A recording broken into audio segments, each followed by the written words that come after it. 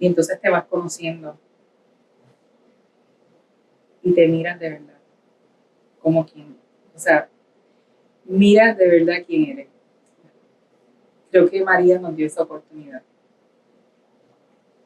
de desnudarnos y de desmantelarnos, de quitar toda esa apariencia que lo que ha hecho es dividirnos. Saludos y bienvenidos al podcast Rematriating Boriquén, Rematriando Boriquén, donde conversamos sobre el camino hacia la esencia de estas islas, este archipiélago y las aguas que los rodean, la restauración de nuestra esencia antes de la conquista y el colonialismo perpetuo, y la reclamación de nuestra sanación y liberación colectiva. Yo soy Yasmín Hernández, creadora de Cucubanación, artista, escritora, nacida y criada en Brooklyn, rematriando Boriquén. En este episodio comparto la conversación que tuve con mi amiga Marisol Vélez aquí en Cucubanación. Creo que esto fue grabado en febrero de 2024, cuando estuve grabando la serie de entrevistas como parte de mi proyecto Rematriando Boriquén, investigando para la serie de pintura sobre terciopelo negro.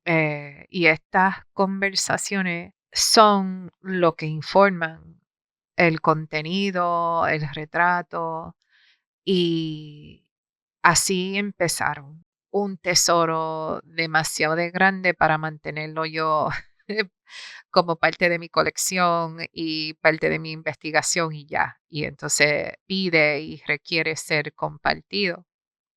Y en este caso, a través de este formato, esta plataforma del podcast, me da la oportunidad de sí compartirlo. Marisol es alguien que conocí cuando yo vivía en Moca y ella sigue viviendo en San Sebastián. La primera vez que conocí a Marisol junto a Gustavo, porque los dos estaban curando una exposición llamada Por la Libre, que era un tributo a, a nuestro querido ancestro Elisam Escobar, ex prisionero político puertorriqueño, poeta, maestro del arte, de la pintura, y se comunicaron conmigo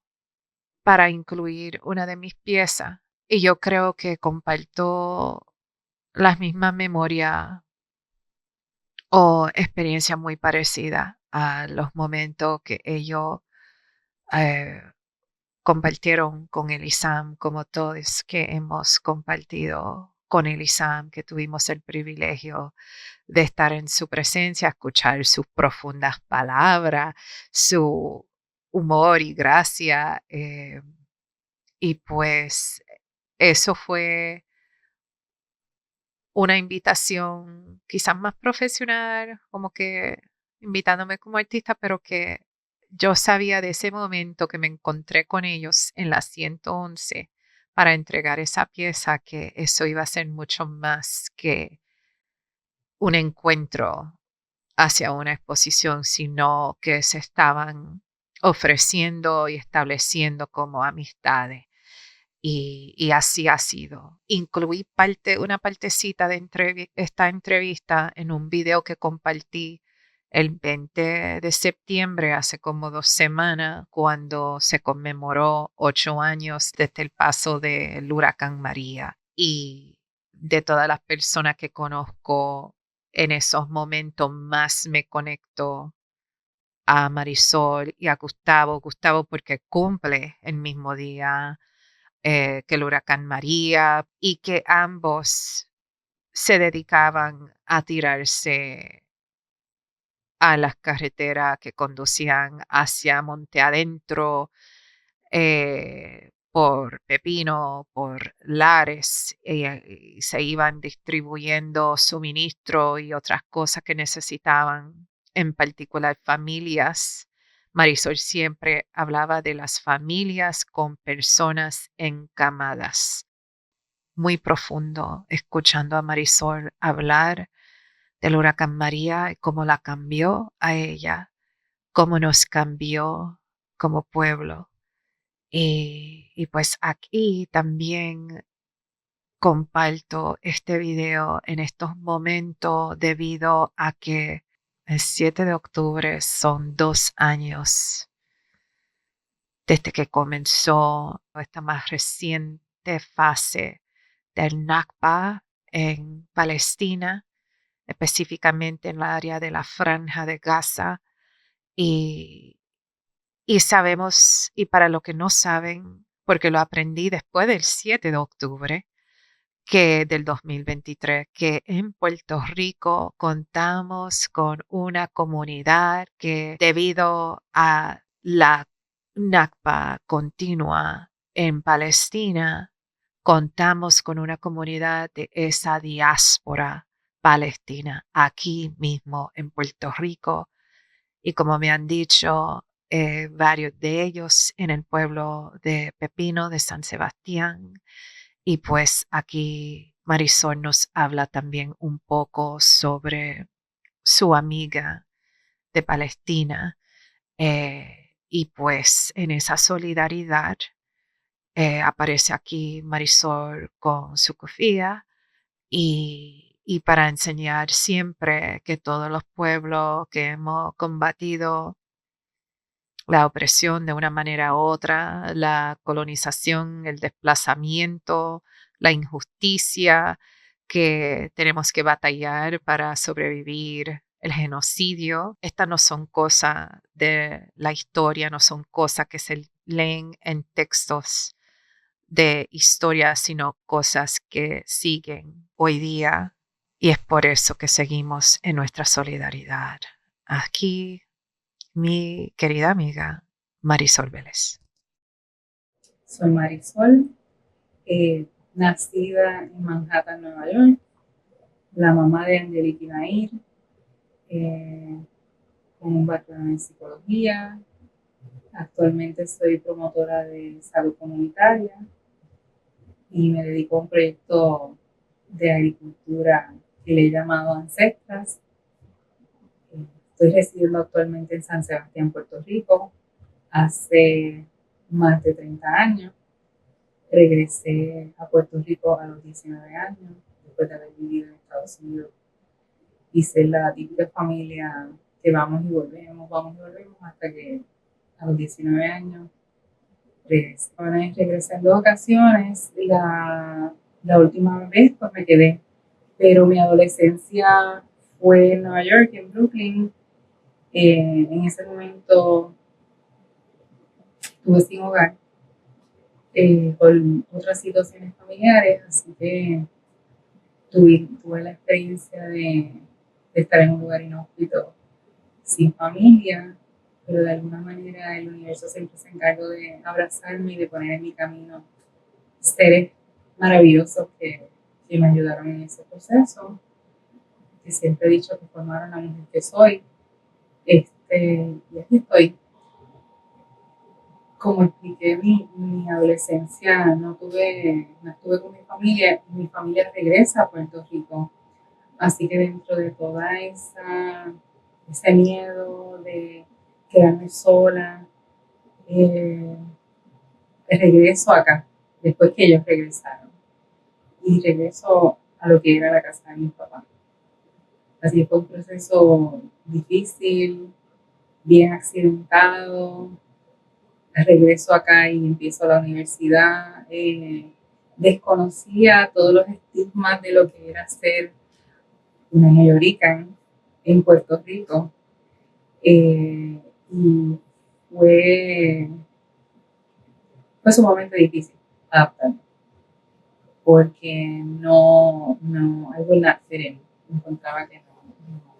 La mujer que yo soy, Marisol de 53 años, yo reconozco y lo puedo manifestar durante Huracán María, hubo una transformación. Y yo lo puedo describir como una muerte y volver a nacer.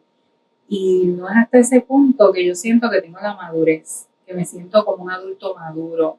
No sé si eso viene del miedo, del dolor, de lo que vivimos, de lo que experimentamos, de lo que vimos, de las secuelas que trajo María, que no es hasta ese entonces que yo siento que tengo una perspectiva de la vida completamente diferente a la que tuve hasta ese momento.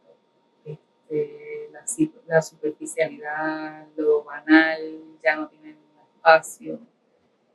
Y es la vida que quiero continuar, la vida que me place. Siempre me sentí que no pertenecía, siempre fue un reto vivir aquí y cómo poder encajar. Y ahora no hay que encajar, fluye, no lo cambio, no veo un futuro fuera de Puerto Rico, me duele el desplazamiento. Y yo sé que ese dolor en la marcha va a lograr otros cambios, pero Huracán María fue el punto donde hubo esa transformación en mí y me imagino que así fue con muchos de nosotros. Fue quizá que esa experiencia post María te conectó a Pepino y a otras comunidades. ¿Te sentiste que encajaste de una manera u otra? Completamente. Porque entonces ya no estábamos viéndonos unos más adelantados que otros. Hubo un momento en que todos fuimos iguales y nos dio la oportunidad de escuchar, de ver, de mirar, de realmente mirarnos unos a otros. Y en ese sentido es por lo que sigo puntualizando que hubo una muerte y nací otra vez y soy otra persona. Lo siento así y soy la persona que quiero seguir siendo.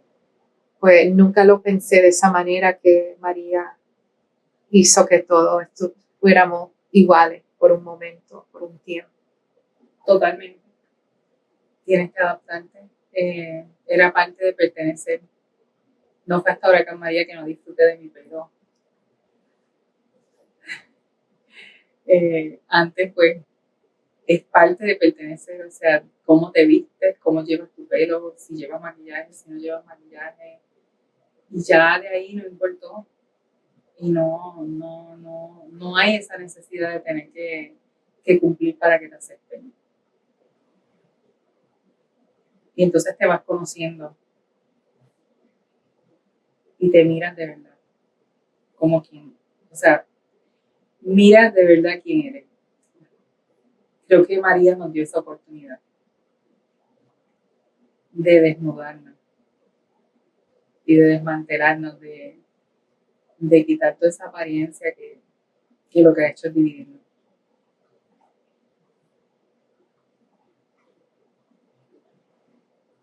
El huracán María es la respuesta que recibo cuando hago la pregunta de cuál fue tu mayor reto. Y normalmente lo que la gente responde es el huracán María, que aunque sí fue el reto más grande, también fue esa oportunidad de crecimiento. Lo fue. El poder sacar las fuerzas de donde no las teníamos para ayudarnos, conociéndote o no conociéndote, era el survival mode. Tenías que seguir funcionando. Tú ni tan siquiera, por lo menos hablando de mi experiencia, no había un espacio para pensar en lo que yo estaba haciendo por mí. ¿Sabes? Ese dolor, esa desesperación que uno iba cargando, lo único que lo llenaba era seguir ayudando, seguir comunicándose, seguir buscando. Y yo creo que nos hizo crecer mucho. Todo lo que yo creo que no había crecido en esas décadas anteriores que estuve aquí, lo crecí en esos meses posterior a María. Creo que muchos podemos decir la vida antes de María y la vida después y la que tenemos ahora, que todavía no nos quitan el guante de encima. Hablando de María, de esta fuerzas naturales, ¿verdad? Y sintiendo como que ese mismo rechazo que no encajaba en diferentes creencias espirituales y políticas. Cuando llegué, me sentí más conectada a la tierra, a la naturaleza, al agua. Entonces quería ver si podía hablar un poquito de eso, de cómo quizá la naturaleza, la tierra misma, las aguas quizá te daban como que ese refugio, o que fueron como que testigos a tu proceso. No sé si sentiste lo mismo o algo parecido. Libertad, libertad de ser. Porque ya esas cadenas que no vemos, pero que están ahí, de alguna manera estábamos libres, fuimos libres. Y creamos nuestros propios sistemas para seguir sobreviviendo todo lo que trajo esa catástrofe, todo lo que estábamos viviendo a nivel político, económico, y la tierra, en lo que respecta a mí, lo que yo siento es que me trajo esa libertad, esa conexión con mis ancestras, con miembros de mi familia que también han pasado muchas vicisitudes por razones políticas, de ideología política, y ahí encontramos un fin en común. Nos pudimos conectar nuevamente, y creo que ese sentido de libertad, dentro de todo este caos, sí hay libertad. Esa comparación, la diáspora y las islas. Para mí la diáspora es amor. La isla es mi madre. Y yo creo que vamos we're holding hands.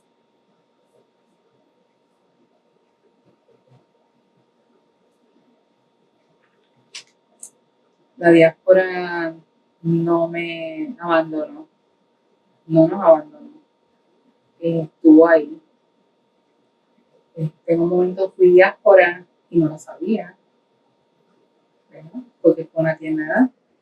Y cuando más solos estuvimos, la diáspora fue quien llegó.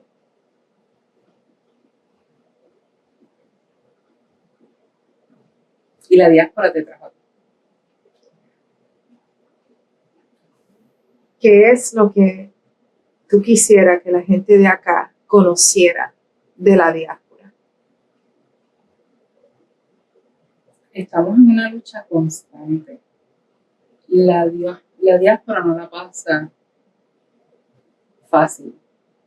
Tiene que estar buscando su espacio, sigue luchando por su identidad, sigue trabajando sin afán, afanándose todos los días sin detenerse. Siempre tiene su corazón acá, o casi todas las veces lo tiene acá. Y no mira si el que está acá fue parte de la diáspora o no, cuando tiene que ayudar, cuando tiene que estar ahí mano a mano. Por lo menos viéndolo desde ese contexto.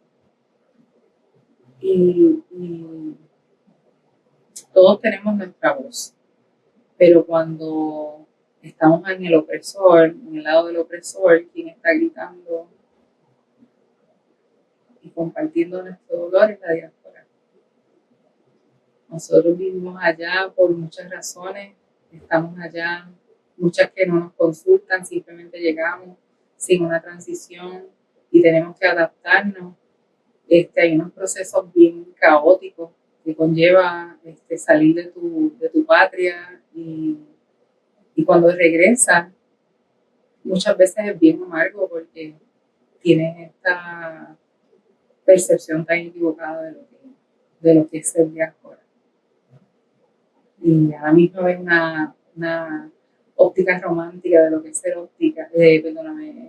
diáspora, y me parece que merece que nos den la oportunidad, que nos conozcan, de que conozcan las intenciones, de que conozcan ese interés, esa búsqueda, porque la diáspora también está buscando su identidad. ¿Y qué quisiera que la gente en la diáspora conociera? de la experiencia de estar aquí?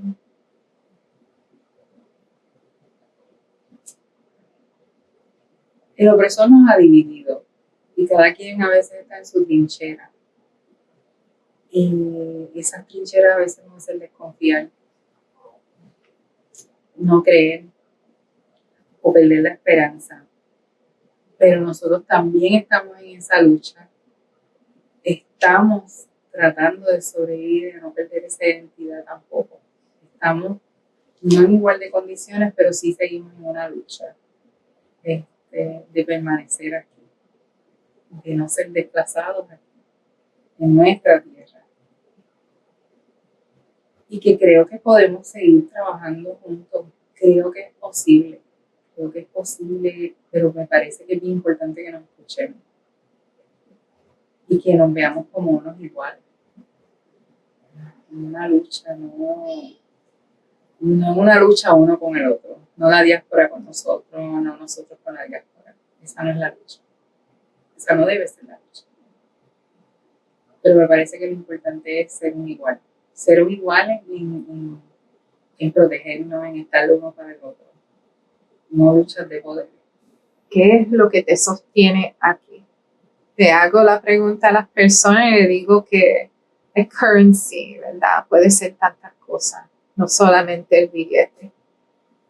El sostén puede llegar de tantas diferentes maneras. Pues, ¿qué es lo que tú piensas te sostiene aquí? Yo creo que al cabo de 30 años después de haber regresado, yo tengo una comunidad, yo tengo una tribu.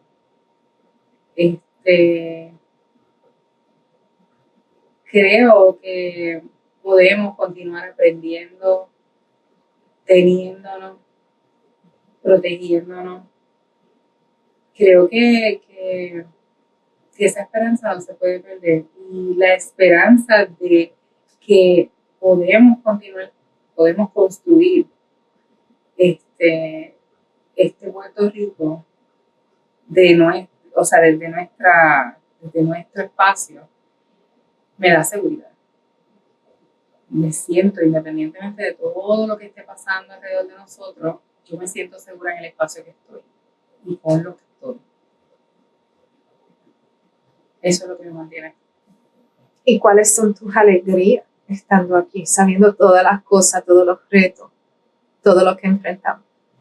Son muchas. Ver a mis hijas que pueden crecer, estudiar, progresar en Puerto Rico dentro de todas las situaciones que podemos mencionar, ver que mis amigas así también lo pueden lograr, con mucha lucha y afán, pero seguras de los proyectos que están haciendo, porque todo tiene que ser un proyecto.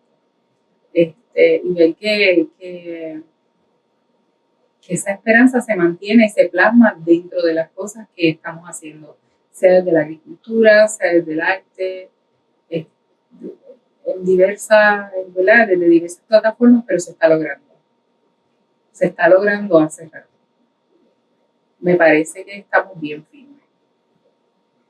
Y eso a mí me trae mucha alegría, mucha felicidad, porque esa semilla está ahí. Esa lucha incansable está ahí. Y digo lucha porque es que no hay otra manera de describirlo. O sea, es una lucha, pero es una lucha por seguir aquí, por permanecer, y me parece que es admirable, es lo que nos identifica. ¿Cómo ha sido esa experiencia para ti? Estando en esta finca, viendo los manantiales, sembrando, cosechando, comiendo de la tierra. Sigue siendo libertad, empoderamiento, una manera de diversificarse, de encontrarse, de sanar, de ir sanando, de felicidad, de ir soltando, de ir simplificando. Yo no me recuerdo si esa visita y esa conversación pasó después o antes, María, cuando me llevaron a conocer a Ed y él estaba ya en proceso de preservar comida, como que usando el dehydrator para hacer chips de guineo. Tú estabas hablando de sus chips de guineo, de que él ya estaba entrando en este proceso de soberanía alimentaria, sembrando todo en su patio. ¿Cómo te marcó ese proceso ¿sabes? Después de María y entonces entrando ahora en la siembra? Pues es una conciencia que no teníamos, que no tenía, porque una cosa era tener la finca, pero escuchar de soberanía alimentaria, pues lo veía bien distante, bien imposible. Y reconozco que es un trabajo bien arduo, pero teniendo la experiencia con él, y tengo que insertar en la conversación a Edwin Cortés Acevedo, que fue la primera persona con quien tuve esa conversación muchos años atrás, pero jamás pensé que iba a terminar teniendo una finca y trabajando la tierra.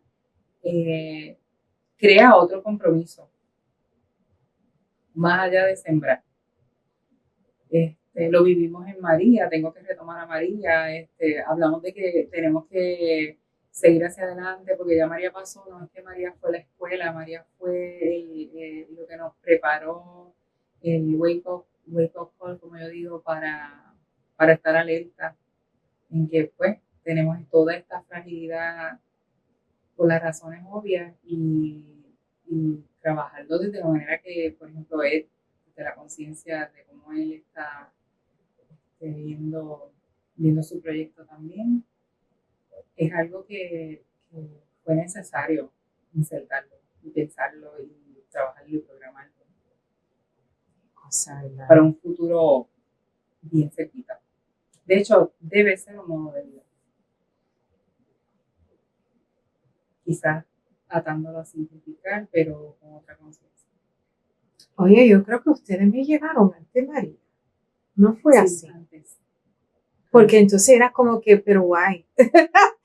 Bueno. No de esa manera, pero eso de querer, I don't know if the word is correct, that it would translate correctly, like preserving food.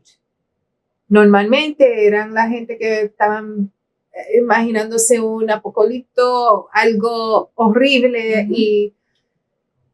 y que eran pocas personas pensando de esa manera. Y entonces cuando pasa María, es como que, ahora vemos, ahora entendemos. A la misma vez estamos preservando, o sea, no es lo mismo trabajar la agricultura y lo que cosechaste, pero preservarlo tiene otro significado completamente diferente porque siempre vas a estar preparado. Preguntar un poco sobre el kefir que usas y tu conexión, quién te lo dio, qué representa para ti y para tu amiga. Me lo prestó mi amiga Fiján. Era de su mamá se lo regaló, un obsequio. Y para mí es un tributo, es en honor a ella, a su pueblo que sigue siendo masacrado, que todos los días siguen alimentando este genocidio, mientras yo lo que he recibido de su comunidad es amor, respeto, siempre solidaridad.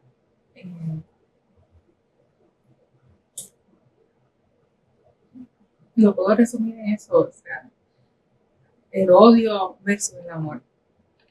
Y eso es lo que nos une a nosotras, el amor.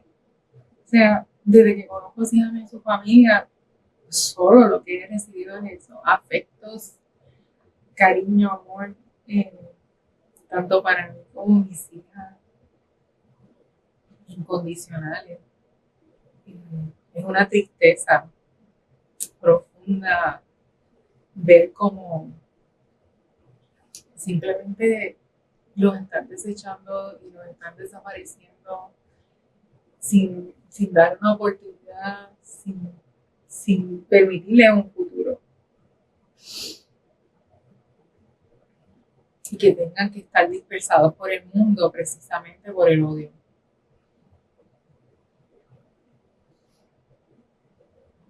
Por eso lo tengo hoy, en honor a ella, a su familia, a Palestina. Gracias.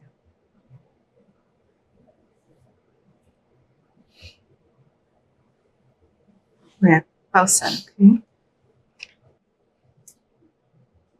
Nuestro pueblo continúa estando en un ataque. En el contexto de eso, hemos sobrevivido bien recientemente lo que hemos estado hablando en esta conversación, todo lo que pasó posterior al huracán María, pero con eso hay unas consecuencias. Luego tuvimos la mala experiencia, la tragedia de los terremotos, tuvimos una pandemia, tenemos una situación política, gubernamental, donde nuestra comunidad, donde nosotros cada vez hemos estado más frágiles, hablando desde la salud mental, ¿no? Y eso no se ha sido, el gobierno no contempla, es lo mismo que hace con la educación. Y poco a poco ha seguido abandonando a la isla en ese sentido y vemos un incremento en el suicidio, continúa. Y no hay espacio. Es muy difícil encontrar espacios donde se pueda atender, no es accesible. Y de cierta manera no nos permite continuar adaptándonos a cada cambio acelerado que estamos enfrentando. El desplazamiento, la falta de empleo, los altos costos de vida, problemas de salud física que no puedas atender. Todo eso es la combinación perfecta para que tu situación de salud mental de alguna forma o manera pues se vea afectada. Y es una de las razones por las cuales es bien importante que estas redes se sigan dando, se sigan teniendo para que de alguna forma o manera pues se puedan crear espacios para que también podamos atendernos desde ese contexto tan importante, de cómo cuidarnos, de cómo protegernos, porque sin salud mental pues es muy difícil poder atender otros aspectos de nuestra vida.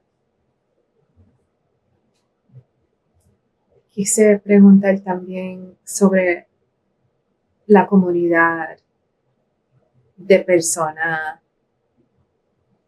repatriando, algunas no teniendo su familia o siendo desconectadas de su familia, ese proceso de transición entre lugares, dejando ir trabajos, comunidades, familiares, amistades,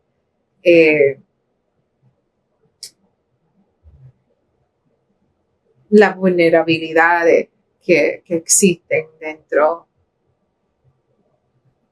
de esta familia.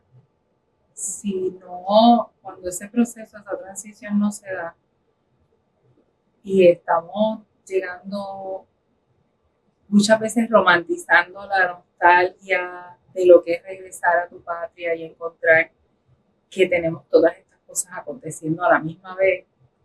Y para mí, nuestros mismos familiares que ya están aquí, que quizás no se dan cuenta en el día a día que están sobreviviendo todas estas cosas, pues mira, nos encontramos muchas veces que estos nexos no están tan fortalecidos. Ellos mismos están sobreviviendo a esas fragilidades. Y muchas veces te encuentras que esa comunidad que tú dejaste no es la misma, no eres la misma persona. En esa transición tú dejaste, como bien tú mencionaste, amistades, trabajo, comunidad, relaciones, bienes, y vuelves y llegas y entras en una lucha. No es que llegas y es automático. Llegaste y te estableciste, te toma tiempo volver a establecer unos nexos y unas redes sociales, unos nexos con tu misma familia. Son procesos que toman tiempo. Y si le añades la situación laboral y la económica que se puede enfrentar, pues sigue siendo una dificultad, o sea, una transición bien accidentada.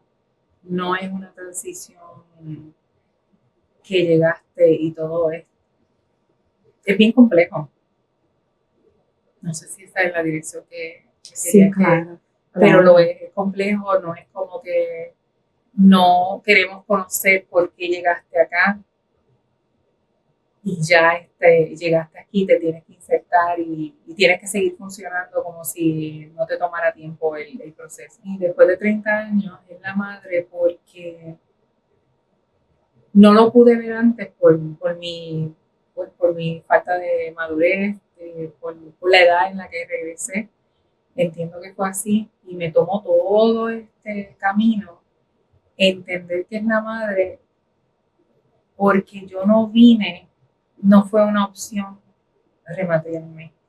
Yo llegué para poder continuar sobreviviendo. Así que me mantuve en ese modo de supervivencia hasta que llega el momento en que siento ese abrazo dentro del caos y la tragedia que estuvimos viviendo colectivamente. Yo puedo decir que yo sentí el abrazo de, de la patria, de la isla. Quizás no lo puedo verbalizar como quisiera ahora mismo, pero todo este dolor lo que hizo fue limpiar esa nube que no me permitía ver que yo soy de aquí, que es aquí donde yo pertenezco. Y estas lágrimas son de felicidad. Esa tragedia permitió que yo viera que es aquí, que es de aquí, que soy. Y yo, quizás igual que muchas de nosotras y nosotros, estuve sintiéndome, ay, no pertenezco, no importa lo que haga, no pertenezco a este espacio. Pero ya, yo sé que sí.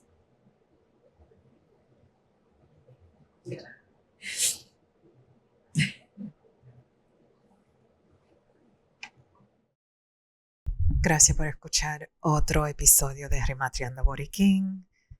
Tenemos un sitio web, rematriatingborinquen.com, que es rematriating con M y Borinquen se escribe BORIKEN.com. También Rematriating Borinquen aparece en Instagram y en Facebook. Normalmente posteo nuevos episodios cada luna nueva y cada luna llena.